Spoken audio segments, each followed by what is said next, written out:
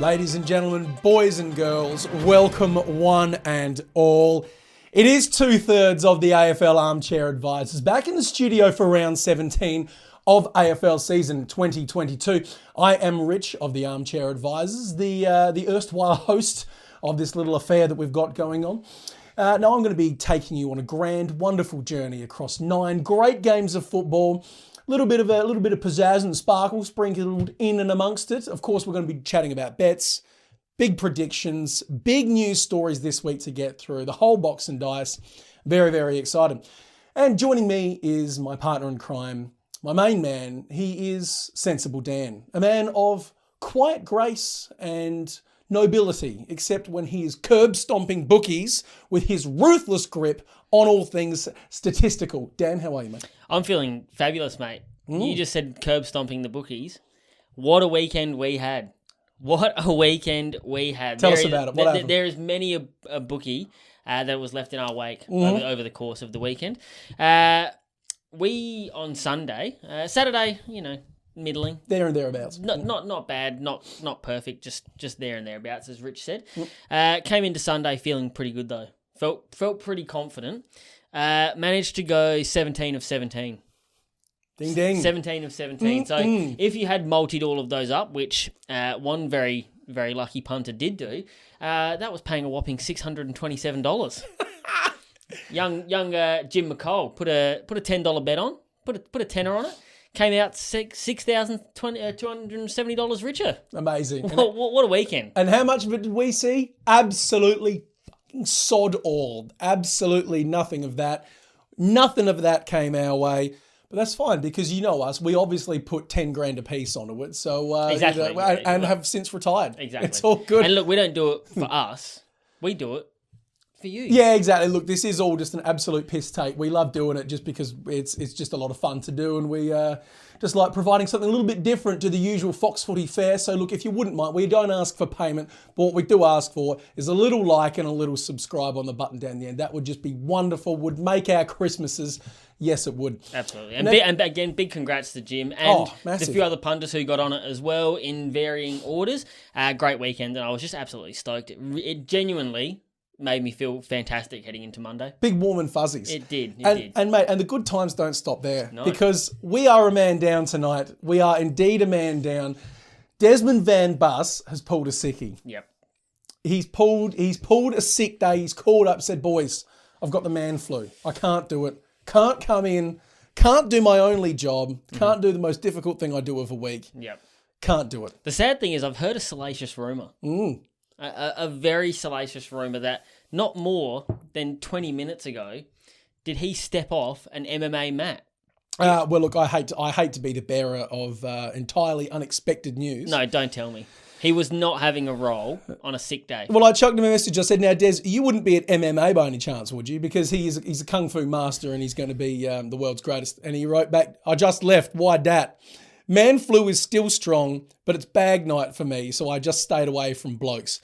Now, if there's one lie in that sentence, it is him staying away from blokes, because I tell you... Can never and would never. He's got the hands. He's got the grabby hands. I am disgusted by that news. But our loss is your game, because what that means is that it's going to be good old-fashioned football chat. You've got 2 blokes in the studio. We love the games. We love players. We love teams. We love the letters A, F, and L, the colours blue, red, and white. And if that's not enough to get you through, then I don't know what is. So without further ado, Dan. Oh, Danny boy. Oh, yeah. The first Thursday night game is calling. And it is indeed, it could be a game of the round early. It's the Geelong Cats squaring up against the Melbourne Demons at GMHBA Stadium. Dan, you've got no interruptions, no haikus, no dribbling shit from the corner. Take it away. It's actually genuinely great. Like I am annoyed at Des, but God, it's good. Oh, yeah. It is good. We need at least one of these a season just to talk football. Oh, bloody oath. Yeah. Look, I'm not a big fan of the AFL floating fixture overall, but this is where it comes in handy because it allows the AFL to set us up for a great weekend with a massive game, absolute humdinger. We've got the Geelong Cats who, coming off a massive win, that was literally a training drill. You cannot take anything out of that whatsoever. My notes, we learned nothing from that for the Cats. Like all that's done is they got a few Ks in the legs and build a bit of confidence. So good on them. How do they beat the Demons though is the bigger question. Well, I've got so you can literally do whatever you want against Kangaroos. try a few different plans out. Bombing in long, short lead-up targets. It all works. So just get your eye in. They have to go with the short lead-up targets. You cannot bomb it long into Lever and May. I'm sure you're going to have a bit to say about that as well. Indeed. But they cannot just bomb it in. And you've got to have a loose man behind the footy as well. Tom Stewart normally does that, but obviously not available for this one. I expect it'll probably be Jack Henry or someone of that ilk. Atkins really stood up. Stood up. Yeah. Only had the 17 on the weekend, but boy, oh boy, influential. Look, I mean, again, North Melbourne. So probably a good chance for them to try that out. But like I said, big thing for me, got to go the short lead up and hit Jezza and Tom Hawkins on the lead. The Demons, much bigger test than anticipated. I actually thought the Crows were pretty valiant. Look, I was at that game. Their first half was fine. Yep. Fine football from both teams. The last 10 minutes of the game in total, the Crows cracked in, and it was good to see them not throw the towel in. Yep. The third quarter, they sharted their pants hard. Yep. And the shart just continued the whole way. Like it was a shart that bellowed across the oval for 30 minutes. On TV, what it looked like to me is Melbourne was sort of just keeping an arm's length. And then when they decided, all right, enough's enough, time to put them down, they absolutely just did that. And again, Track, Oliver and Langdon basically just won it by themselves. Yeah, huge. They were huge. Huge around the contest. Oliver and Track specifically just absolutely ridiculous. Look, Viney had... And how do you get 33 disposals on a wing? Ed Langdon is just an absolute phenom. Freak. If he doesn't make AA on a wing, I'll be sending a strongly worded email to Gil. Well, he's not. Bontwill or Neil or something bullshit. Like that. Absolute bullshit. We know this. Now, at that game, Viney had a goal, 27 touches, didn't look influential. No. But they were good touches. Yes. Such was the quality of the play Yep. from Melbourne, and in particular those names that you mentioned. Yep. Unbelievable. Yep. And how are they going to be with Gorn back? Well, and Jackson. Huge. Yep. Huge. It's a tough one though. GMHBA. It's a tough place to go and win. Well, especially when the Cats are going to have three blokes wearing green who are pulling for them as hard as they possibly can. Oh, did you breathe at Tom Hawkins? Yeah. 50. There might be a little bit of that, and even if not, like I said, it's just a tough place to go and win anyway. It's genuinely challenging. North never stood a chance. That was actually ridiculous to schedule them a game there. Absolutely ridiculous, if I don't say so myself. Well, I think they probably thought it's going to be a win regardless of what they do. Might as well just let you want to get Cats fans pulverised, into the stadium. Yeah. You give them a bona fide, certified, genuine win. Now, what's interesting is GMHBA, much smaller oval. Correct. Much smaller oval. Not ideal to be bombing it forward then when you've got blokes in the back line like Lever and May who specialise in the aerial game, the intercept marks.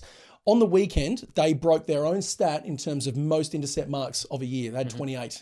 28 between the two of them. And what does that tell you about the Crows game plan? Well, exactly. The whole bombing in long thing's not going to work. But on a smaller, more condensed oval, that's going to make those blokes, it's crushing it up a little bit more. Do you know what I mean? Giving them less room to work in.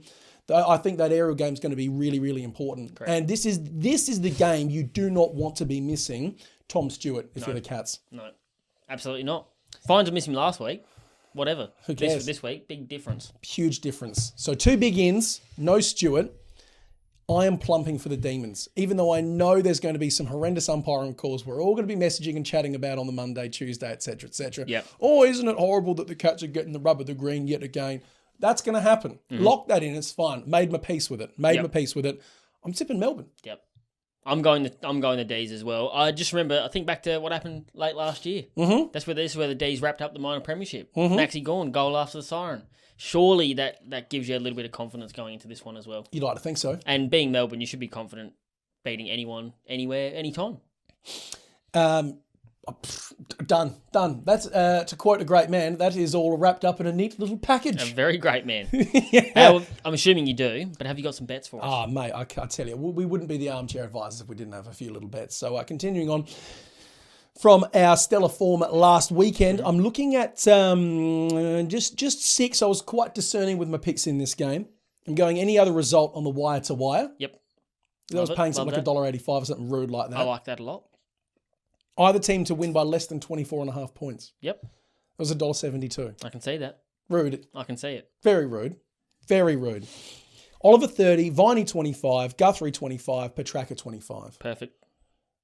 Mids game. I like it. Be a mids game. I like it. Be a mids game. Absolutely. Smack all them together if you feel so inclined, and you're looking at a north of $11. That's perfect. To add to that, I had a Cozzy Pickett goal and a Brad Close goal. He had a real close, great game. Cozzy Pickett. Oh, Yeah, but he's probably due one. And this is the kind of game he gets up for. you'd hope so. Big top of the table clash. Big name player. Thrives on that sort of stuff. I had Selwood for 20 plus. Okay. $1.39. Done it in the last 5 apart from the last game. Then had a rest. Due for 20 again. And Christian Salem for 20 plus disposal. Did you say that? No, I didn't. $1.35. Don't mind that. And his average, you look at his average and you're like, oh, his average is not great. It's being brought down by that one injured game he had. Yes. Yeah. Sitting on 22 at the moment. Discerning. Which is fine. Very fine indeed. Very fine indeed. Let us roll on to Friday night at the SCG. Sydney Swans, Western Bulldogs. 2016 Grand Final rematch. Dan, Where's Tom Boyd when you need him? living the good life. He is. Living the good life, and best of luck to him. It's interesting. Dogs, 11 wins, 19 losses at the SCG. So middling, middling. Swans, probably a not dissimilar percentage winning record there as well, because as we know, don't seem to like playing at home, which is a bit weird. Yep. Now, what I find interesting, the Dogs... I mean, I hate Sydney as well, so there you go. Oh, hear this now. No, it's one love. It's Joking, one love. joking. It's one love. Now, have Sydney got the staggers on? Because they've come out post-bye, no consistency, can't string shit together. Equally, though, Dogs, season's hanging by a thread, got stomped by the Lions. How do you see these two? I see these two as potentially the two most disappointing teams of the year for me. Sydney, Yes. more disappointing than the Dons, who I made finals last year. I expected a lot more of Sydney this year, going into another year of growth. Last year they were fantastic. They're actually worse this year than they were last year. There's zero consistency whatsoever, and they just lost to the Dons. Yeah, true. They just lost to them. I thought pre-bye they were looking all right. No? Nah. It's not. It's hard man to please. Honestly, I've actually got written down here, I have no idea how they've won 9 games this year. It's absolutely baffling to me. They are not impressive in the slightest. Obviously, they get the job done, but their record against top 8 teams is abysmal. It's pass. Even if they do make finals, which at the moment, middling, they're not doing anything. They are absolutely not doing anything. It's not their year. Making up numbers, yep. And then when all starts going to hell, so on the weekend they were looking a bit rough. Horses seems to have got this idea in his head that, if I put Callum Mills at fullback, that'll solve all the problems. Well, newsflash, taking your best midfielder out of the midfield generally means your midfield turns to shit. There's a little bit of that. And they got smashed. There's a little bit of that. Also, tell you what helps when you're struggling, kick straight at goal. Kick straight at goal. Don't have to worry about it. It does help. Kick straight at goal. I've heard rumours. That's my recommendation. Yeah. And look, and as far as the Dogs go, you probably have the same opinion to me. They've got no real key defender. Alex Keith is fighting a lone battle back there most weeks. They've got no forward options to help Aaron Norton. Their game plan against Brisbane was, we'll just bomb it into Aaron Norton, who, by the way, was being manned up by... Everybody. Everybody. World. But also the tallest key defender in the league. Yes. And trying to, he can outmark him. Well, no, he can't. He can't do it by himself. I actually think they've got so much midfield depth, you've got to put Bont forward. You absolutely have to put Bont forward more than you have been. He cannot be playing 80% in the midfield when you've got guys like Josh Dunkley or whoever else sitting forward. Put Bont up there. Big, tall target. You've got midfielders to cover it. There's midfielders literally everywhere. Littered everywhere. And Bedendo even looked up to the level when he debuted. Yep. I mean, they've clearly got enough mids, but I don't know. Can you afford to put Bont forward? Their season's hanging by a thread, man. Yes, you can. This is the time when you just got to make some bold calls and see what happens. And I also thought letting Anthony Scott get pulverised by Charlie Cameron all night was a horrible coaching decision. When did Bevo decide to change it? 10 minutes to go in the fourth when Cameron had already kicked 5. Why? Why even bother changing it then? Better tighten up on him. Why even bother changing it then? Yeah, Charlie Cameron's having a pretty good night. We better do something about that. Yeah. Look, as I said, in terms of the talent, apart from the Dogs having no other key back and key forward, to me, these two teams very disappointing for mine. I don't like how they've gone about it all year. Whoever wins this game, good luck to them, but you're not going anywhere in finals. Well, a giant story if the Dogs go from grand finalists to not making finals at all. The last time we saw that was 2017. Mm-hmm. Crows. And what happened? Horrendous ever since. So I don't know. Some alarms got to be ringing. Dogs, for me, this is structurally a very bad game for the Dogs coming in because, as you said, and I had that exactly written down, Dogs have got no key centre half back, Stephen May type. They've got no realistic support for Norton. They went in against the Lions, who do indeed have exactly those sorts of players, and they got pounded. Swans have got two McCartans who can slot in and out of that halfback, that true centre halfback role if they want to. Yep. They've got McDonald and Reid providing support for Buddy. Structurally, they're not dissimilar to Brisbane, and I'm expecting a very similar result. I'm going Sydney 1-39. I do echo what you said. I thought the Swans had a fine start to the year. I expected them to go on with it after that. They lulled me into a false sense of security. I feel like I've been duped. I don't They'll bait and switch. I just don't agree with you at all. For the level of talent they've got, I just don't see anything to get excited about. Do you see them winning? In this year? Going forward, absolutely. Yeah, I do. I've got the Swans, 1-39. Beautiful. But I think I have actually been wrong on every single Dogs tip I've made this year, just about. So prepare for a Dogs win. Oh, okay. You're taking my mantra from last week. I can't get the Dogs right, mate. Every single week, I cannot work them out for the life of me. So I'm going to tip the Swans, but yeah, much of a muchness could be the phrase of the evening. Yep. Bets wise, please tempt me, delight me. I've got the over 157.5. I could see this actually being a fairly high scoring contest. Well, now if it does go ahead at Sydney Friday night, you are aware it's been biblical in terms of the flow. Yes, there. but will it continue for 5 days? We'll see. I'm just telling you what I'm thinking right now. If you get the weather report on Friday afternoon and it's monsoonal, leave it. But as it stands, or get on it now and put it on the under. But as it stands, I like the over. All right. All right. I've got Riley West for a goal. $1.54. I like that from you. Yep. He's been very, very good in an ordinary side. My boy Will Hayward for a goal. Yep. Another one on the weekend. Every single week, just the one goal. Loves it. $1.35. And Bailey Dale, 25 plus. No Caleb Daniel. Man eats. He gets all the kick outs. And every time they leave defensive 50, they've got to move sideways to give it to Bailey first. Because you can't have someone else bomb the ball down the line indiscriminately. He's like a mafia don. Yeah. You can have your piece. I just want my taste. Thanks very much. And the other thing I love as a Bulldogs fan, it would actually piss the living daylights out of me. But as a fan who likes punting and fantasy, when he doesn't get the ball given to him, tanty. No, he throws a tanty. Yeah. Because he always wants the ball. And yes. Look, if you're going to punt on him, that's what you want to see. Precisely. And I had those exact three blokes. Bailey Dale, 25. Will, I'm not wayward Hayward, anytime goal kicker. And Riley West, he had 2 on the weekend. That's enough for me. I also had McRae, 30, stock standard. Dunkley, 25, stock standard. And Lance Franklin to kick himself 2 sausage rolls. Big Tinglish back this week as well, so that is good for them. Oh, the old Dick Tingler is back on the side, and I'm very happy about it. Very happy. We've got a nice quick one. Yeah, we do. Let's not dwell on this. Saturday at the MCG, Collingwood Magpies, who I reckon are making finals. Yes, absolutely. And versus the North Melbourne Kangaroos, who I don't reckon are making finals. I'm just saying it's tight. Look, the clock is ticking on their season. Look, less said the better about this one. I've got Pies 40 plus. They're not going to have to do it here, but the Pies have strung together some incredibly gutsy wins. I reckon their last 4 or 5 games have been at least under 12 points or thereabouts. They're all tight affairs, and they keep coming up with the goods. And that's what you want to see. Good teams just find ways to win. And especially at Suns' home deck, when they were down, ground their way back in. Fought back. That's beautiful. Absolutely it is. And like I said, that's what you like to see. Yeah, they've had a couple of little fade-outs in there as well, where teams have kicked goals on them late, i.e. the week before. Was it against GWS? GWS almost clawed back in late. But overall, good teams find ways to win, and they just do that. The Roos, I've just got here, shit. No, it's now at that point. Like, it was kind of funny in the first 8 rounds. It was like, they're crap. And now it's like, do you know what I mean? Do you know how many inside 50s they had? 7. 25. Oh, well. They had 13 in the last 3 quarters of the game. Oh, no. And the Cats kicked more goals than that. Oh, no. Look, I don't want to harp on about it, but Mark Robinson did an interview today with a benefactor of the North Melbourne Kangaroos. Put a lot of money in over the years. Name? Lifelong fan. Adrian Kadiris, I think. That bloke? Yes. Yeah. Right? I read this. Put a lot of money into the club over the years. He said it is absolutely the worst investment he's ever made in his life. I love that.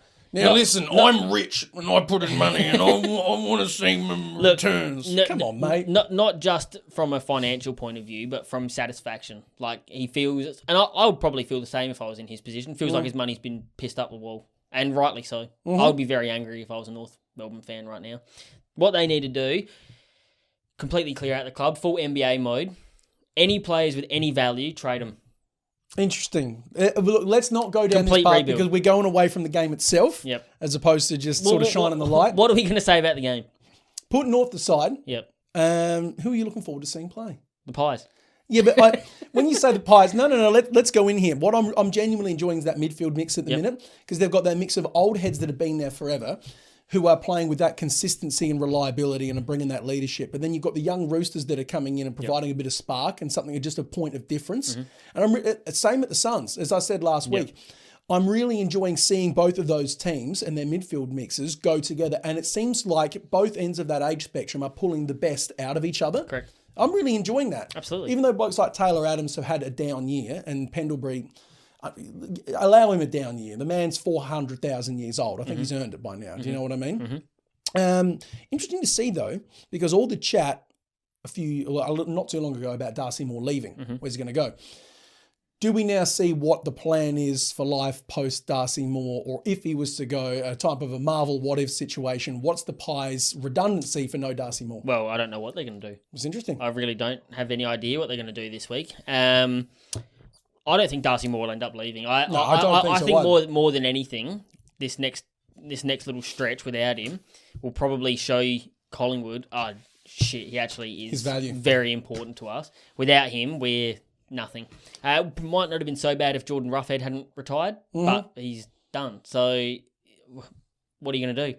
Aiden Begg back there, I think that's his name. It is, yeah.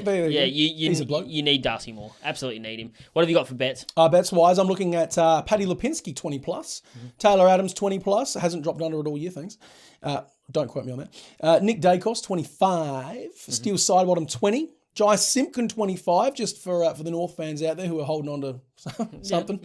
And little Jack Ginnivan to kick 2 goals. All of that put together is paying north of $10. I also enjoyed a sort of little interview with Jack Ginnivan. He said, when I was growing up, I really wanted to play for Hawthorn. And it was a Fox Footy interview.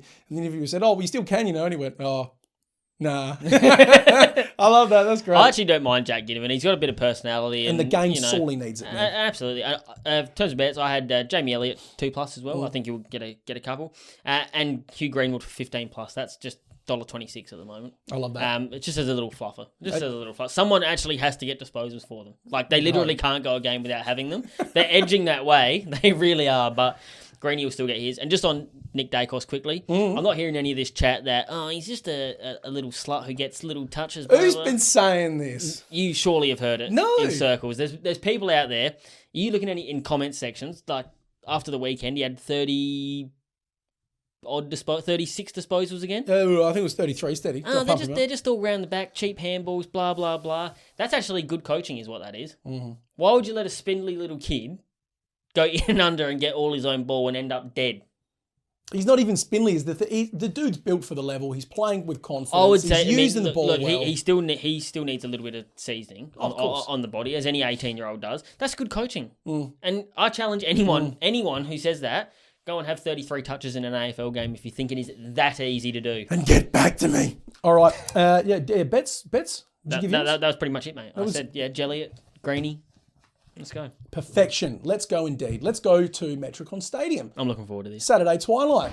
Gold Coast Suns. I'm looking forward to this. Richmond Tigers. Why are you looking forward to it, Dan? What's going on? Because these two teams at the moment are both playing exciting footy. They actually genuinely are. Suns, another valiant performance, another loss. And, well, the season is hanging by a thread now. They really need to win out from here, which I don't think is going to happen. All right, let me do it. I will listen to what you... I will listen. I'm going to have a look at their upcoming slate. Yeah. Because 13 is the magic number in it. It is. What are they on? Do you know? You'll be able to find out, but I'm pretty sure it's 9. Pretty sure it's 9. Get back to me on that one. Could be 8. Keep going. I just feel like this isn't their year, but what they are building up there is genuinely special. I don't know if you saw the video on the weekend of Dewey surprising Chonk Jr., Huego Aoa. Whatever. You got his first name right. Yeah, Hugo. They surprised him out the front of his house with the news that he was getting his first game. That's beautiful. Yeah, big hug from Reece Shaw, big hug from Dewey. I actually genuinely love what they're building up there. Like, I really, really love it. After all these years, it's good to see them on the up. And I enjoyed the footage of Hugo's family back in Papua New Guinea watching his first goal, and everyone just went troppo. Yeah, and rightly so. Look, he had a really good, really solid performance. Great debut. Really solid performance as well. But the Tigers, on the other hand, just continuing to chug along. They actually got tested by the Eagles, who we'll talk about in a minute. Mm-hmm. Bit of renewed vigour. So I was just really impressed that they managed to stand up to the heat. Their half-back line at the moment, like Dan Rioli is going to new levels every single week. The run that he generates off half-back is staggering. Oh, yeah. Staggeringly good. A goal and 28 on the weekend? Yes, off half-back. 28 disposals and a goal off half-back. That's McLeod. I know a man who texted me on Sunday afternoon saying, literally anyone can get 28 disposals off half-back in the AFL. Well, again, go and do it. How bold of them. There are other contributors. Pickett, massive game. Broad, huge. McIntosh. Like, they're getting these great performances from second liners, which is what they were getting in their premiership years. But Dustin Martin is not, and they're still getting the result, and that's what I like. They've been without Dusty for lengthy periods of time now, and I actually think they've adjusted to not having him. There's reports that he won't be there next year either. Will he, won't he? Who knows? The Tigers are just humming. If they make finals, and again, that 7th through 10th spot at the moment is pretty tenuous. Mm-hmm. If they make finals, they're an actual contender. I think you're right. Now, you talk about contenders. We cannot be too quick to write off the Suns here. I just had a look through their slate. I'm not going to write them off. No, I know you're not. But I'm saying, just generally speaking, it's at this point of the year typically where the Suns would just be making up the numbers and also range. They've got 7 wins in the book. Mm-hmm. History tells us you need 13. Mm-hmm. So they're short 5. I actually reckon this year... 6. I reckon this year you'll probably get him with 11 or 12. Well, it's... Okay, so... I don't know, 50-50. It's a genuine coin flip for me this week. Mm-hmm. Now, next week, Suns have got the Dons. Mm-hmm. You'd say that's a win. Mm-hmm. On balance, you'd say that's a win. So there's 1. Brisbane, probably not. Eagles, I'd have thought. Mm-hmm. Hawks, I'd have thought. But it is at Utah's. So let's just say 3. Let's just be kind for the sake of it. Where are they playing on the... bloody lost it. There you go. Metricon, got the Cats. Tuffy. It's a rough stretch. It is a rough stretch, and their final game is North. So there's 4. There's 4 potential wins, and they may be sneaking another one to make 5. Mm-hmm. Don't know. But you're relying on results. Unfortunately. And realistically, you'd need to get a win off either Brisbane or Geelong to be a serious threat, I think. I think you're right. Look, what they needed was they needed to hold on to one of the last 2 games. They needed to beat Port, and they needed to beat Collingwood. You do that... Totally different outlook on the season. Unbelievable season, no matter what happens from here, though. Absolutely. Unbelievably good. I've got written down here that the Suns and Tigers could be competing for that one final spot. Will lack of Martin be decisive? No, I don't think it will be. They've got enough emerging talent and established talent to be able to cover him, whatever he decides to do. I also think Tigers are just too experienced at this time of year. Mm-hmm. Time and time again, we see them really hit that home straight flying. Yep. Suns, typically, I don't think they will this year, but they just look primed for a good old-fashioned collapse.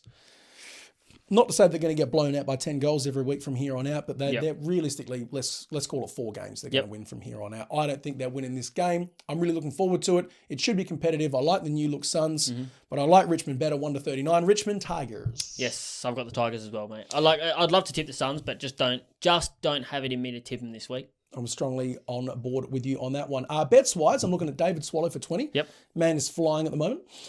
In fact, is it all disposals? No, it's not. Oleg Markov up against his old mob, and we love a narrative bet. Yeah, narratives, mate. Narratives.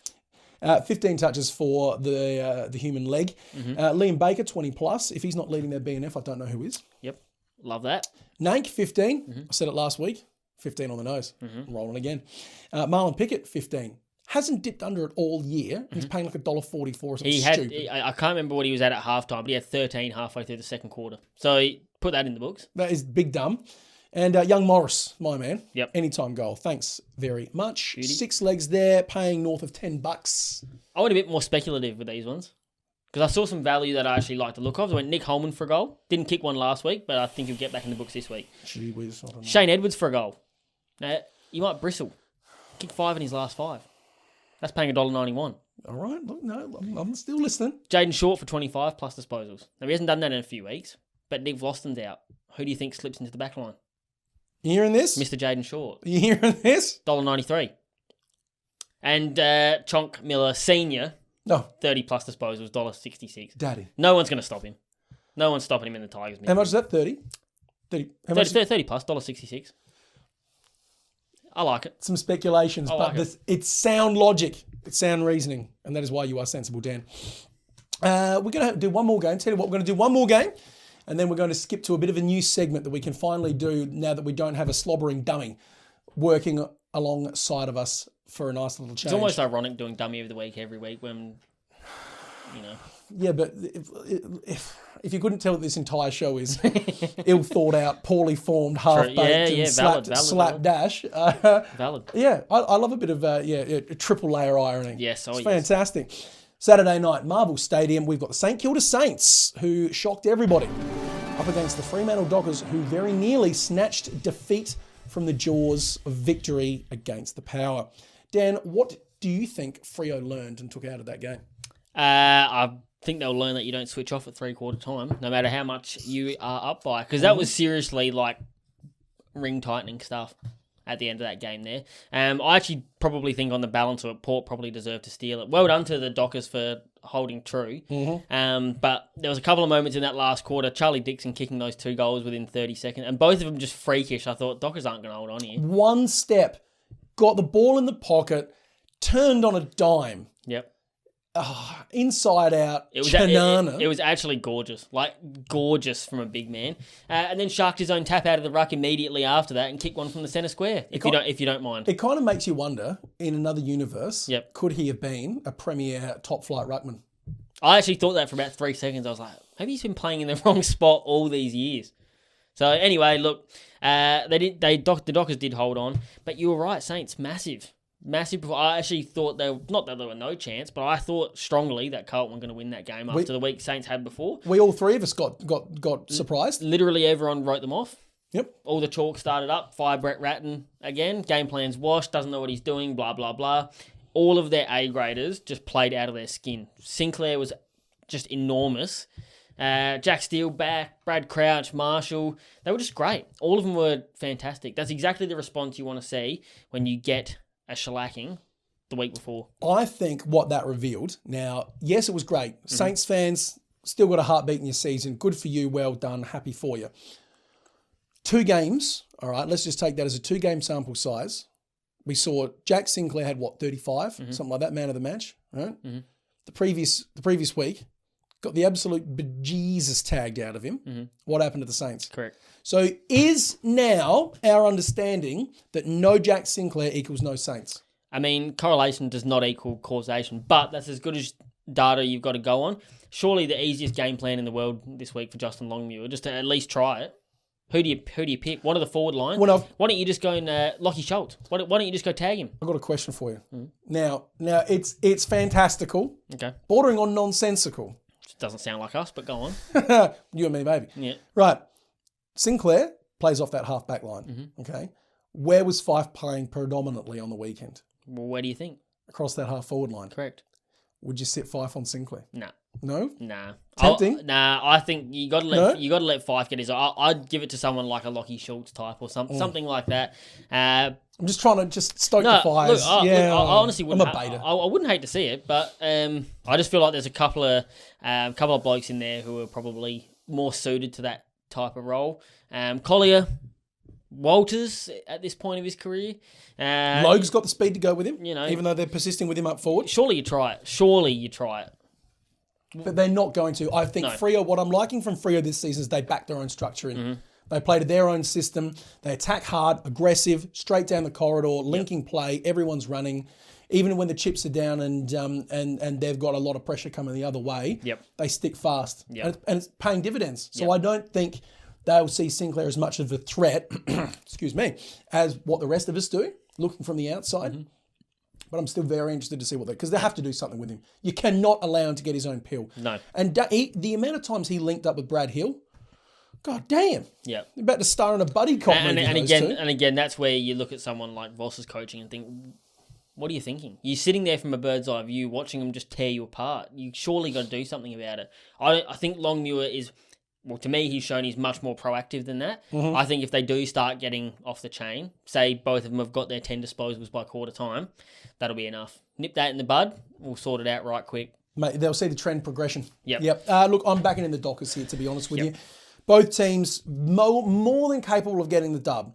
Yes, it's in Victoria, which probably would tip the needle a little bit towards St Kilda, but in terms of sheer consistency, what we've seen across the season, I have to go with Freo. You've got to give them that respect, because I think they've earned it at this point. Absolutely, I'm going Freo as well.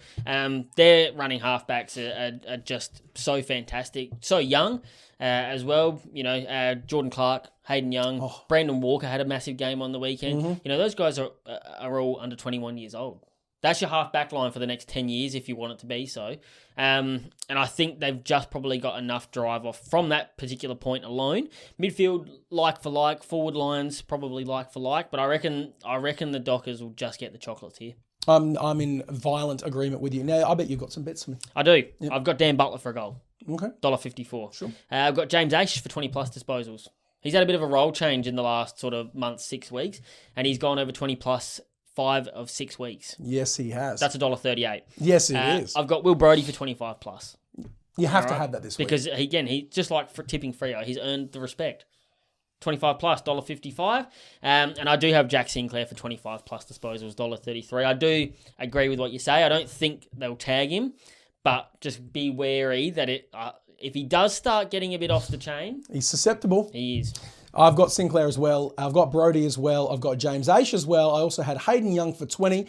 Sebastian Ross for 25. He's done that in about 4 of his last 5 or 6. Been very good. Indeed. And 1, 2, 3, 4, 5, 6. I'm missing someone. Who am I missing? Jordan Clark. You said Jordan Clark, didn't you? I did not, but 20 plus? Mate, 20 plus. He was brilliant on the weekend. Bought his own ball, and I was here for it. So there's 6 legs, paying about $12.50. Hoo-wee. Amazes me that the Cats couldn't figure out how to use him. Amazes me. Mate, like any reputable... It's almost like Chris Scott's not a good coach. Mate, just like your local strip club, mate, we're not interested in letting in minors, all right? It's not happening. No. There's an age requirement, and little Geordie Clark just wasn't meeting it. Nope. Oh, dearie me. I love a bit of football chat, right? Some nice, proper, sensible chat, because it's been a long time coming. It has. It's been a long time coming. And as I've said to you, that there's that many current affairs within the AFL world that we could be discussing, that we don't typically because of Des. But now he's not here. We can look over this sheet of, as I said, current affairs in the AFL world. Correct. Pick out which we want to talk about. Yep. And put some of these current affairs out on the table. And you enjoy a current affair, I assume? I love a current affair. We all of us love current affairs here. So without further ado, we shall be bringing in a new segment for 1 week only. Hello, I'm Grim Rickshaw. This is A Present Concern. Joining me is Daniel Danielson, an expert in what we're discussing. Dan, thanks for coming on. Thanks for having me, Grim. Our first topic tonight. Shannon Hearn is 35 years of age, has played 313 games for his beloved West Coast Eagles. With the Eagles now entering a period of rebuilding, is it time to cut Hearn off, or do the power brokers at the West Coast Eagles honour this veteran with another 1 to 2 years? Mr. Danielson, your thoughts, please. It's actually a really curly question, because I think he's having a good enough season where typically you would give him another year. If he wants to play on, you got to respect him enough to let him do it, I think. That's my take on the situation. I think that if he wants to play on, you've got to let him. Do they have the depth coming up from underneath to be able to push some young'uns into that spot that can make it their own? That's my worry. Can you afford to get rid of him? Not really. That's what I'm worried about. If he retires, you've obviously got no choice. But I wouldn't be cutting him loose. I wouldn't be turning around and saying, no, we've had enough here. That's. I think if he wants to stay, got to happen. A year, surely. Absolutely. Give man a year. Absolutely. Fantastic. Off to a nice start. Ken Hinkley is now in his 10th season at the helm of the Port Adelaide Power, in which time they have made multiple preliminary finals and finals campaigns in general, but still have not tasted the ultimate success. Going into 2023, Mr. Hinckley will be the coach with the record for the most seasons coached without a grand final win under his belt. Mr. Danielson, in your opinion, should Port Adelaide cut ties with Mr. Hinckley? And if so, at what stage? I think that, unfortunately, they probably do need to cut ties with him. Mm. They will not do so. But I personally think it is time for change at the club. I would have made quite a hard run at Alistair Clarkson, I think, if I was them. I don't think they need to go through a full rebuilding process like some other teams in the league. And I think Clarkson would be perfect to try and steer that. McVeigh. Just two blokes we've seen in the last year who have taken an already established list and milked it for more than it was worth. Correct. And this is not a knock on Ken Hinckley. I'm actually not knocking the bloke. I don't think he's a bad coach. I think we saw early on in his career at Port what he can do with the team. I just think his time at Port has passed. That's my take on the situation. Strongly agree. Yep, strongly agree with that. Speaking of, Alistair Clarkson has gone into the wilderness with a self-imposed 12-month sabbatical away from football. He will, of course, be courted by every single club in the league as he anticipates and looks over a potential return to AFL coaching. Daniel, in your opinion, where would an excellent fit for Alistair be, and where do you think he would be most likely to choose to lay down his bindle? I think the answer to that question is the same answer for both questions. He had his first meeting post-football the other day with the Greater Western Sydney Giants. Okay. I think that's a perfect place for him to lay down his roots. I think there's enough talent there where you don't need to do a full rebuild, and he would absolutely be able to get the best out of them straight away. Do you think, knowing the man, after I say knowing the man... He's a close personal friend, yes. Yes, Al. Knowing him... We call him Starey, to be honest with you. Starey, imagine. After having seen his career over these last decade or so that you've been watching football for, getting a feel for his personality, do you think that would be the choice that he would be most likely to make? Or would he stay in Victoria? I don't think he'd be opposed to moving anywhere if the situation was right. I don't think the same reason he didn't stay at Hawthorn, he doesn't want to go through a full rebuilding process. I don't think that's his MO. That's why he can firmly rule out North Melbourne for his services in any way, shape or form. As I said, don't have to do that with GWS. Good little base there. Maybe not an established fan base, but the talent is unquestioned. They just need someone to unlock it. Excellent. Dustin Martin enters the conversation now as one of the most decorated and respected players of, if not the game today, certainly of his generation. There's been mounting speculation that Mr. Martin will look to commence his football career elsewhere, possibly in Sydney with either the Swans or GWS. Dan, in your opinion, would this be a good/likely move from Dustin Martin to make? And if so, what do you think is his currency? In terms of currency, what do you mean? What would someone have to give up for him? Right. I personally would actually like to see him finish his career at Richmond. That would be as a football fan. I don't think changing clubs at this point in his career would do anyone any benefits. I think his absolute best footy is behind him. Going to Sydney, I don't think it's going to make much difference to their list at this current time. However, if he did want to go to Sydney, you're going to have to give up at least a first-round draft pick still at this point in his career. And a young kid. And likely young kid as well. I think teams have learned from the 30-plus Bryce Gibbs situation. You don't give up 2 first-round draft picks because look what happened to the Crows. It absolutely crucified them, especially with the salary Dusty commands. I'm not saying he would be a bad pickup, just don't think Sydney would get the ROI that they're looking for. Excellent point from you. And the last topic on our list this evening, and we did touch on it earlier, there has been leaked emails that have been sent between members of the North Melbourne Football Club fan base to the president and indeed administrative body of the North Melbourne Kangaroos demanding immediate change at the club, blaming them for a litany of North Melbourne's woes throughout this season and seasons gone by.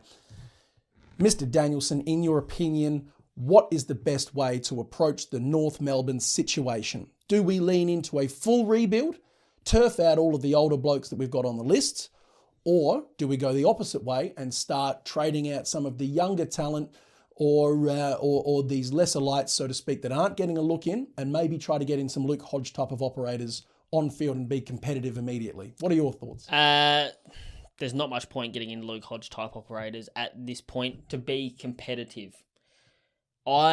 They're virtually at the point now of being an expansion team, right?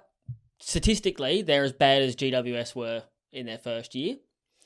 Well, can I say worse? I saw a statistic from our good friend Sir Swamp Thing on Twitter. Good man. Great bloke. Never met him. It said that another close personal friend of mine. Oh, indeed, Swampy. Yes, indeed. we call him Thingy. Steady. He said that GWS lost, I think it was 8 games in a row. Yep. Over 40 points. Yep. No team in history had lost 9, 10 or 11 games in a row over 40 points. North Melbourne now sit on 12. Yep. You know what I mean by what I'm saying. Well, worse than an expansion team. So that they're in that zone now where having a normal draft is not going to help them whatsoever. Even consecutive drafts, I don't think. No, they absolutely need AFL intervention here, which, to be honest, I've always disliked because the clubs themselves have obviously got themselves into this situation. Mm-hmm. It's just poor list management, poor drafting. Again, we've said it on the show, they should have taken the Crows 3 first-round draft picks for Jason Horne-Francis. Unfortunately, as good a talent as he is, not turning the club around single-handedly. The point now is they need as many concessions as the AFL is willing to throw at them. They probably need the same thing that Gold Coast got, where they have an expanded list where they can take players from state leagues and whatnot to try and build it out a little bit. And I would actually like to see in the short term for a couple of years, because this situation is almost unprecedented, how bad they are. Sure. And it's probably going to get worse before it gets better. Mm-hmm. I would actually almost like to see them given a COLA-style allowance to give some more money to players. That's not necessarily going to fix the issue, because you don't have to. Just because you have it doesn't mean you spend it well. Mm-hmm. But what are you? Say for example, you offer a player $700,000, and any other team in the league offers them $700,000. Where are they going? They're not going to North Melbourne. Nope. Give them the extra money and say, look, if they're offering you $7, we'll give you $9. $8.50. Exactly. It's funny you say that. My very next question was going to be, would you consider a radical idea such as giving them an additional 50% salary cap in order to lure players over immediately? 50% might be a bit much, but again, unprecedented situation. Mm-hmm. I don't think that should last any longer than, say, maybe 3 or 4 years. You shouldn't be able to hand out a buddy-style 9-year contract with it. Because obviously if teams can rort the system, they will. Absolutely. But if you can give them a couple of years window to say, here's your money to lure in X, Y, Z, done. Keep the current list? Done. You're still going to have to turf out. There's a lot of rubbish there. There is a lot of rubbish there. A lot of kids who are showing signs, but without proper nurturing. Exactly. So there's a lot that needs to be done there. Draft concessions, salary cap concessions, and an expanded list would be the 3 things that I would start with from next year. Let's say you're given that additional salary. Who do you target? Let's say two players off of current lists, maybe in the back end of the career, that can provide a bit more of that Chad Corns, Dean Brogan-y type of on-field leadership as what GWS had back in the day. Yep. Who would you throw money at? It's genuinely tough, isn't it? Because I don't know that you'd be throwing money based on the free agents that are looking down the barrel at the moment, but I don't think there's anyone that you'd really say is fantastic. Dogs have got a couple of key ones. They're going to re-sign him, but I would take a stab at Tom Liberatore. Okay. Good culture guy. I think that certainly you can't question his work ethic or drive or his ability. He's a bloody fantastic footballer to boot. As for a second one, I don't really know without looking at the free agents list. Well, forget free agents. Anyone. Literally, go target. Literally anyone. Go target. Literally anyone. See, I was thinking more maybe like a Hearn or a Tex type of person. Tex would be good, but being a key forward, how much help are you going to be if the team can't get the ball in there? 25 inside 50 entries. But it's not helping Larky's development. No, it's not. Or Zerha's development to just cop the number 1 and 2 defenders every week Correct. And get pounded into dust. Correct. They need someone there who can A, teach them, but B, take the heat off them and let them get a taste. Yep. It's a genuinely tough question. Really, I can't give a definitive answer without having a bit of thought about that. But that, like I said, that'd be the three things I would do immediately. Give them some draft concessions and lots. Allow them to dip into state league players. Basically like a rookie mid-season draft, but for North Melbourne only. And, salary cap concessions. You've got to be able to give them some money to lure players. And they couldn't lure players in when they didn't have salary cap concessions. How are you going to get them to do it now? That'd be where I'd go. Some troubling points that you raised there, Dan. Thank you for your honesty, and I'm glad that we can agree that Brad Scott is entirely the problem and to blame for this current mess that they're in. Thank you for joining me. I am Grim Rickshaw. Thank you for watching A Present Concern. Good night. Oh, I can sling that stupid thing off. I like that. I don't know how Grimmy does it. Hell and snakes. A wig is hot, man. I like that, though. Well, it was good fun, wasn't it? It was. Yeah, something a bit different. Little hair hanging. I'll tell you, there'll be more than one. I'm just going to be molting for the next half hour. Right, now, look, I don't want to be the bearer of bad news. Oh, come on. But we are running. Nah, look, let it. Long. No, let it. It's nice. I want to squeeze every minute out of this Desless show. No Des, no stress. Let's go on. True, Let's go on. True. No, you make a good point. Saturday night at the Adelaide Oval. It is the very highly stressed Port Adelaide Power versus the infinitely blessed GWS Giants. Sure, yeah. Better not. I just picked it because it rhymed. Look, mate, last weekend, Port Adelaide don't need to heap shit on the fans because they got enough. They had their chances all year and they slipped. They had their chances on the day and it slipped. Classic. Yep. Standard. I don't know, man. I don't know. Whereas Giants game in the wet, that's a real lovely win to build morale and resolve. Yeah, we had an absolute scrap, a shit fight, came out the other side of it. And I think they're just going to be feeling good about themselves. Tired, potentially, but feeling good about themselves. Port Adelaide, not so very much. Yep. Thoughts? You just nailed it. The thing I loved about the Giants is they did something that they would never have done under Leon Cameron, and that was that they had a plan B. I don't know if you watched the start of the game. I was out. Immediately came out, and it was torrential rain. So what would a Leon Cameron side do? Just keep doing what you're doing, baby. Handball, chip it around, try and take cheap marks. Giants weren't doing that. Straight to soccering. Soccering, slapping it forward as far as humanly possible. That's all you can do in that weather. They did it to perfection and got the chocolate. So that to me, tells me all I need to know about Mark McVeigh's coaching. There was over 80 soccers in that game. There's absolutely no valour in losing, but sticking to your game plan. There is absolutely valour in playing a game that looks like dog shit and winning. Absolutely. And they did just that. So that's good. And not only that, they've looked good every single week. Basically, apart from the first 3 quarters against Collingwood. They've looked good every single week since McVeigh's turned over. Port literally turned up for 1.5 quarters of footy and almost managed to win it. So imagine Port fans if they turned up for 4 week in, week out, you wouldn't be staring down the barrel of a finals-less season, but that is unfortunately where it's heading. My big question for you is, do you think Port's premiership window is closed? No, it's not. No way. Wines has still got juice in the legs. Boak will go around again. I honestly think it's time you show Robbie Gray the door. I hate to say it because he's been a valuable servant for them over a long period of time, but I don't see him getting more valuable than he is now. Their youngsters are coming up. Rosie's having a breakout year. Butters has shown more. Rosie was not good for 3 quarters. He was not. He was just absolutely absent. And Kane Corns. Sam Walsh has not been absent for 3 quarters of one single game in his AFL career to date. Who would you take? There is no debate. Look, Connor Rosie's a great player in his own right. It's not a debate, though. No, it's not a debate. Sam Walsh is looking like GOAT status. Oh, yeah, I would have thought. And he looks so much more mature than his peers. But no. Their premiership window's not closed. But God, they need another blue chip midfielder in there to help Wines. Like, they need that. They need Dunkley so bad it's not funny. They need someone who turns up for weeks. Like, for weeks on end, no quarters off. Zach Butters is exactly the same as Connor Rosie. Great player, lots of talent, just not a full-time midfielder. It's not. Look, interestingly, Himmelberg, also not a full-time forward, it would seem. It's gone back and I'm loving it. I honestly think he's going to null Marshall completely because he knows how forwards think. He was a forward for so long. Well, not only that, but he looks better as a defender than he ever has looks done confident, as a forward. Looks happy back there. He looked good as a forward, but he's gone back and very much in the Bailey Dale mould, just loves the ball. Loves the ball in his hands and throws tanties if he doesn't get it. And not only that, ridiculously athletic. Massively so. Look, my somewhat slight bias towards Port Adelaide is going to show here. Giants paying about $3.10 at the minute in terms of odds. They're absolutely the underdog. Port Adelaide are absolutely now scheduled for a classic sookie return. We can't make finals. We've just sharded the bed for the year. That's the end of that. Now we're just going to turn our toes up at home. That's what I'm expecting because I've seen it happen many times before. With that in mind, I'm tipping the Giants. I'm tipping the Giants too. Yep. I just think it's got a Giants win written all over it. Not because of the Port sooking thing. I just think they're playing much better football than Port are. Much more consistent football than Port are at the moment. I think talent will out. And I honest to God hope Mark McVeigh goes somewhere decent. He needs to go that next rung up. Yep, absolutely. I think based on that, well and truly earned it. Unless they get Clarko. If they get Clarko, well, it might serve him better to stay there and learn under him.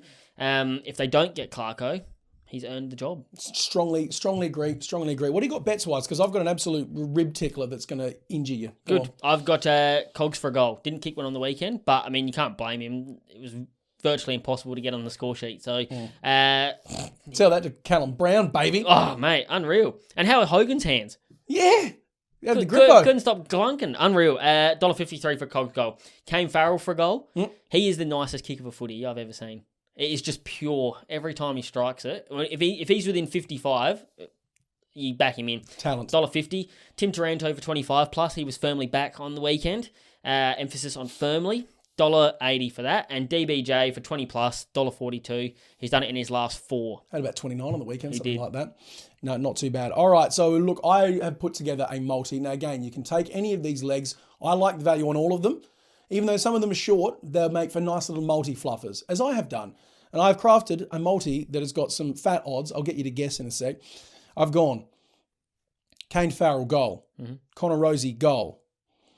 Connor Rozee, 20 disposals. Ryan Burton, 20 disposals. Isaac Cumming, 20 disposals. Harrison Himmelberg, 20 disposals. Travis Boak, Ollie Wines, Josh Kelly, Tim Taranto, Stephen Canelio makes up leg 11. All of those blokes to have 25 disposals.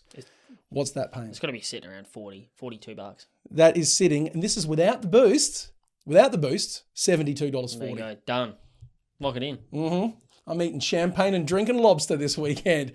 Oh, yeah. I think it's more like eating oxygen. To be honest, again, yeah, no, true enough. Sunday afternoon at the Gabba, we're having a look at the Brisbane Lions taking on the Essendon Bombers. Dons 8 wins, 14 losses at the Gabba. Lions have won the last 3. Dons haven't won here since 2018. Can I just be bold and say straight out I'm tipping the Brisbane Lions 40 plus? I think that is unbold of you. I'm going to be tipping the Brisbane Lions 40 plus. They did exactly what we wanted them to see last week. Moved the ball lightning quick from forwards to back. They didn't just have to look for Dan Rich and Kitty Coleman every time. They just decided to get it moving, which is all I wanted to see. And I actually think losing Zorko and Rich in a strange way will benefit them. Because it'll force some of the lesser lights to, like Kitty Coleman this week. Oh. He's going to take Dan Rich's role. Good. This is what's going to happen life after. He is a laser. He is. His leg is a laser. He is, and I've never seen him sprint yet. Doesn't need to. He lopes around. Yeah. It is fantastic to see. He knows what he's doing. He finds pockets of space and just gets his little marks. Perfect. Anyway, Essendon, all we've asked for is effort, and they gave that. And the other note that I've got, Massimo D'Ambrosio, genuine star in the making. Yeah, they've got one there. Massive and for nothing. He was very, very good on the weekend. The only thing I would question with Essendon is why don't we see that level of effort every single week? Well, I know they had a bit of shit on the liver from the last Sydney game, but just do it every week. I don't know. I kind of wonder if it starts in your midfield. You've got blokes like Parrish and Merritt who just want to fill the stat sheet, and that's that. And then you've got Jake Stringer that consults the horoscopes in the back page of the Herald Sun as to whether or not he's going to turn up this week or not. Mm-hmm. He's so inconsistent. I'd honestly get rid of him. I'd get rid of him, and then I would do everything I can to get Dunkley in the midfield and provide some hard-nosed consistency. I'd give him another off-season. But you're right. It's circling the drain time. Yeah. Look, I don't want to talk about this game too much because it's genuinely not going to be good viewing. No, I wouldn't have thought. Have you got bets? I like that. I like that from you. Yes, Starcevic with a S, not a K. Mm-hmm. 15 touches. I think he had 15 or 16 on the nose this week. Last week gone. I'll have that. Jordan Ridley 15. Massimo D'Ambrosio for 15. Hugh McCluggage 25. Lockie Neal 30. Lincoln McCarthy an anytime goal scorer, and I'm looking at Brisbane at the line in the third quarter only, which is -8.5. Random. Dons suck in third quarters. Dons haven't won a third quarter since before the bye. Even if you didn't tell me that, I would have believed that Brisbane was going to get up in the third because they're just a better team. Since before the bye. Yeah, well, and that was $1.90. That says everything you need to know. I had Lockie Neal for a goal. $2. Because this is the kind of team that everyone will get on the stat sheet. And he'll score one. Cam Rayner for a goal, $1.55. And did you say Kitty? No, well, the AFL have now poisoned him, and it's he's so good, and the betting companies have responded. I saw him at like $1.12 for 15 touches. Now I've got him for 20 plus at $1.75 because he had 25 on the weekend, and no Dan Rich, someone's getting touches, and it is the Kitty. No, you didn't like that one? I thought that was all right. All right. Heart palpitations. Yeah, thought so. Heart palpitations, I tell you. The amount of puns. The amount of puns. Well, exactly. No, I'm going to leave it there. I'm going to be the bigger man. Sunday afternoon at Marvel Stadium, we're looking at the Hawks and the Crows in the biggest dead rubber going this round. And I say that considering the Kangaroos game. In saying that, though, you know what? I actually think this has the potential to be a good game to watch. Sometimes they do. Because I think both teams will turn up. Hope this is one of the last games we can win this year. And I don't think it's going to be Adelaide. Adelaide have had 2 wins on the road this year. 2. Mm-hmm. 2. Twice they've travelled somewhere that wasn't Adelaide and got a win. Mm-hmm. One of those was to Ballarat. Yeah. Look, I think the story of their year is what we saw on the weekend. They put up a fight, they battle and lose. That's what I'm expecting. It's honourable losses every single week. I think overall, the Crows have improved from previous seasons. Yep. They're actually playing a better brand of footy. Mm-hmm. The results just aren't coming yet. And a lot of that stems from a very poor defence. Mm-hmm. Very poor. This is Brisbane 2016 mode I'm seeing here. It is the most nameless defence that you've ever seen at AFL level, maybe apart from North Melbourne's currently. Mm-hmm. It is just, guys, Jags, if you will. They should do nothing else this offseason except target defenders. Yes, nothing else. Midfield, fantastic, elite. Leave it be. Maybe even top 3 in the league. I might even go that far. They stood toe to toe with the Melbourne midfield on the weekend. Toe to toe. And if not now, Sam Berry, Jackson Haitley, Harry Schomburg, all coming up through the ranks. That is a fantastic midfield going forward. Just keep them together. The forward line, don't think it needs too much. Obviously, you can definitely improve, but well, their smalls aren't that nippy, which worries me. I want to see Tariq Newchurch get a Guernsey. Absolutely, I do. But the defense needs the most work. That's the biggest problem area for them right now. Luckily for them, the Hawks' forward line is same. So. So that's where the battle will be won and lost. That's being very kind because blokes like Connor McDonald aren't getting a gig in any other team. Respect to Connor because I'm not on a list, but he might get a gig in our forward line. You say about backs. You look at the Hawks back line, and I honestly think that's where that gets won. Because Sicily is just a master. He's just a general back there. Yep. Chang, he's been out for a little bit. He's now really starting to run into just some consistency, getting on the field. That's doing him well. He's going to take the ball, lope away from him. And one of their big driving forces is him running off halfback. He couldn't do that last week. No one could run in that weather. Nope. So wouldn't happen. This week, under the roof at Marvel, I've got it written down here. That will be the game plan this week. Generating that run, and the Crows will not be able to match it because, as you said, their forwards are not nippy. No, they're not. And even if they are nippy, no one's keeping up with Chang. The man he's got a genuine career as a middle distance runner. Interestingly, Crows are $2.50 odds at the moment, and they have won 17% of the matches that they've gone into at those odds. 17%. That's disgusting. It is disgusting, which is why I'm tipping Le Hawthorn Hawks, which is French for the Hawthorn Hawks, to win 1-39 points. Yep. I've got them 1-39 as well. I think it's one of those games I genuinely wouldn't be surprised if it goes either way because Hawthorn have a tendency of not turning up some weeks, but also do the Crows. So I'm just keen to see who's further along in the rebuild because this is as close to a like-for-like as you're going to get. Basically, yes. I do have bets, and I'm sure you do too, so why don't you kick us off? Yes, sir, I can do that. Chang, 15. Back man in Chang Kwok-Jiath, 15 disposals. And Harry Morrison and Dylan Moore to have 15 disposals, that is.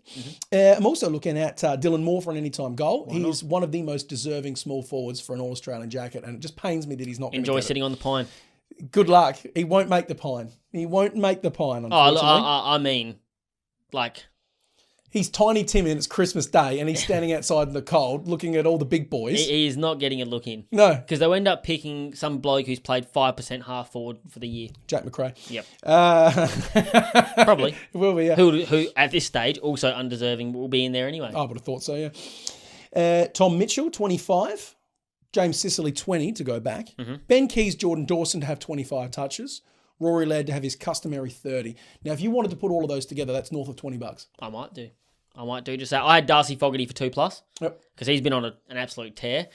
The worst dislocated finger I've ever seen. And man just sat on the field, tried to put it back in. You got to respect the toughness. That's country strength. That's country tough. Yeah. And I love that. I got Sam Berry for 15+ disposals. I wish I had a tackles market because I'd take overs for him every week. Oh my God. I've never seen a man so desperate for a hug. Yeah. Big dad issues. Yeah. Just desperate. And I love that. Yeah. 15 disposals, $1.33, and you've said all the rest of mine. If Jordan Dawson was in a better team, he'd be All-Australian. He's nearest down to All-Australian now, and that tells you something. Yes, he has been absolutely unbelievable. Also, he's been made to look better than he is. He is good, but he's been made to look better because that is the Crows' game plan. Yeah, it's him.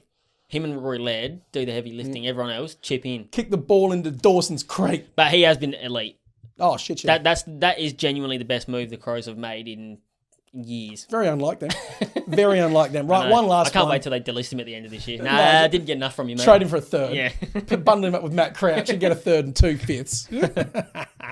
Right, last one. Sunday twilight at Optus Stadium. It is the resurgent West Coast Eagles versus the limp-wristed Carlton Blues.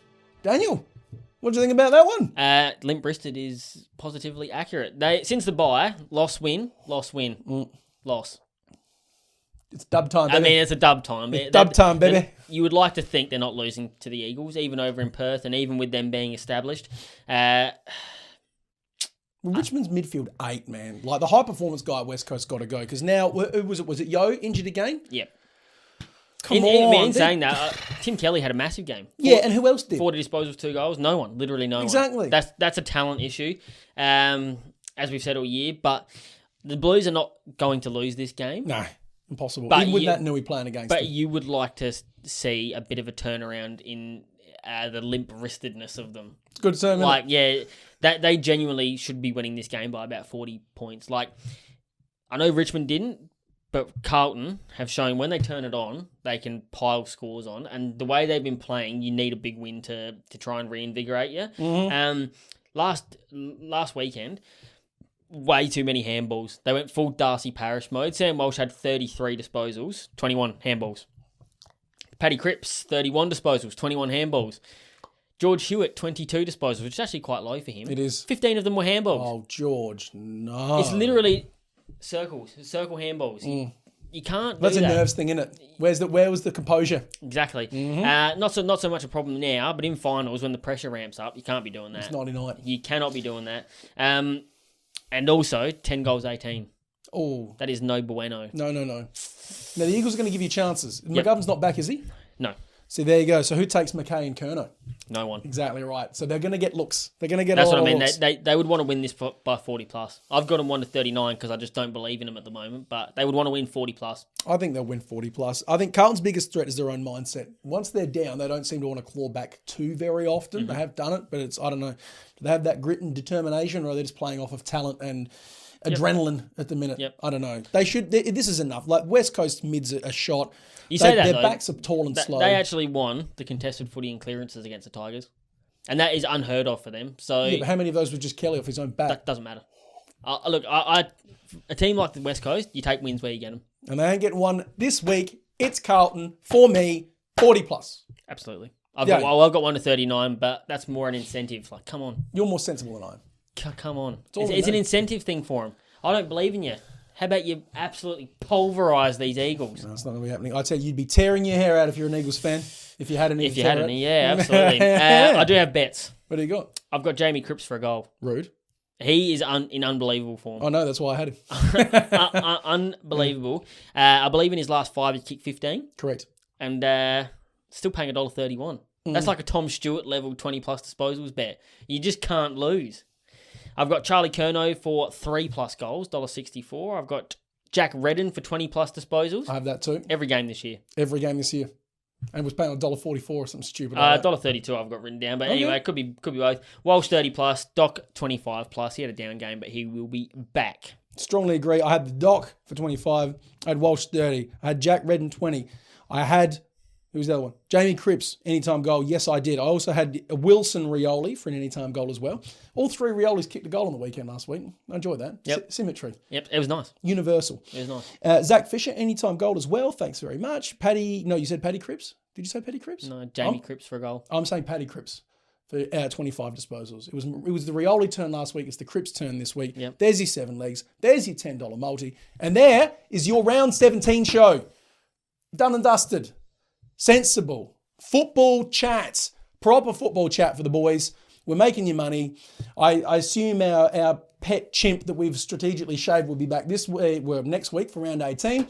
If he's not still having an RDO or whatever it is that he does. I genuinely do hope he is not back, but I've got a sinking feeling that he will be here.